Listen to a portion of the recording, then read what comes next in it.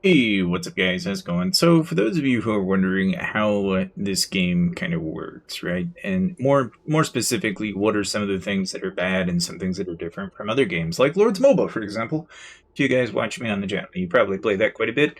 So, if you're wondering, it's basically one of the things that's really different about this game is the fact that it has a rechargeable 8-hour shield. This to me was a little jarring at first because we're used to 7 days and 10 days. It's a little different. So you actually get a rechargeable 8-hour shield that you can then use to basically keep your troops safe. Of course, it's really simple to keep your troops safe in the first like couple of days. You really aren't going to have too much trouble, at least initially starting out.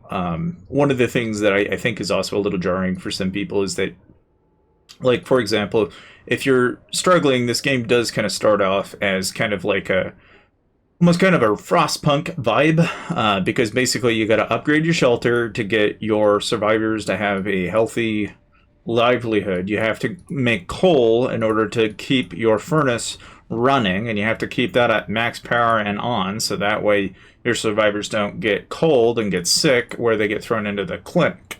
And then, obviously everything goes downhill from there. But at the same time, between these production buildings, you've got the hunter's hut, the sawmill, the iron mine. You gotta, progressively upgrade these as you upgrade your furnace house. Now, one thing that should be said is that in the cookhouse, you also want to make sure that you are actually changing the production over to fancy meal probably pretty early on if you want to maximize their meal stomach bar, which effectively keeps them from wanting to be hungry later. Kind of saves you in the long run, but obviously you're going to use more meat when you do that. Outside of that, really, I would say the only other thing a lot of people do find a little jarring is they have chief orders.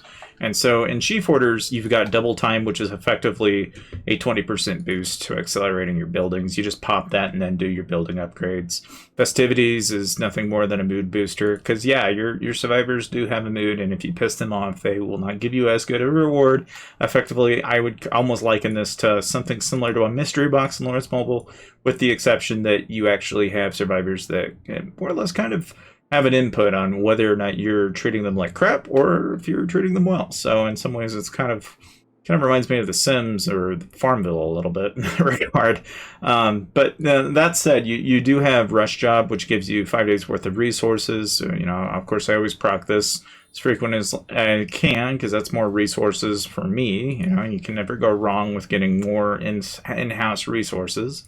Of course, comprehensive care is just a handle of, you got 6 survivors. That's an easy way to fix sickness. Productivity is just 100% output, which I think, makes logical sense to apply that every once in a while. You might as well. Urgent mobilization, on the other hand, this one doesn't make as much sense to me. Like, unless you're really, really struggling or you're trying to max push something, it doesn't need to be turned on, in my opinion, but you can. It's just a little silly to me. I think it's an easy way to piss them off.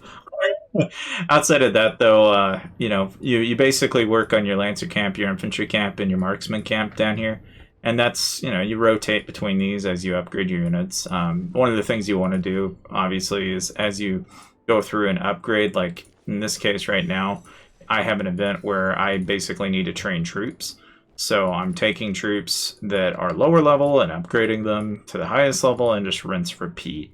And basically the higher tier troops you have, the better off you are.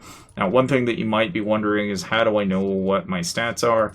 Obviously you do get a chief at level 22.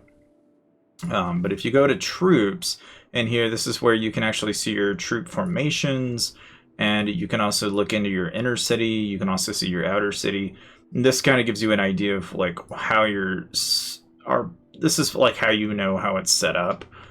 There's more in that you can go into. Like, you just go down to the barricade over here, go to city details, and then in here, this is where you can kind of dictate like where and how it's all set up. Of course, I really don't bother which to my benefit's probably going to come back to haunt me one day. But of course, you have that. I suppose the only other thing that it should be worth mentioning outside of the chief abilities and stuff is that you can go into the enlistment office. And in here, if you're wondering what this is, basically when you have injured troops, this is where they show up. It kind of reminds me of Sanctuary a little bit, because basically this is where your troops are going to show up when they get injured. And yeah, so there's that. Obviously, there's a capacity though, so only up to a certain amount of it.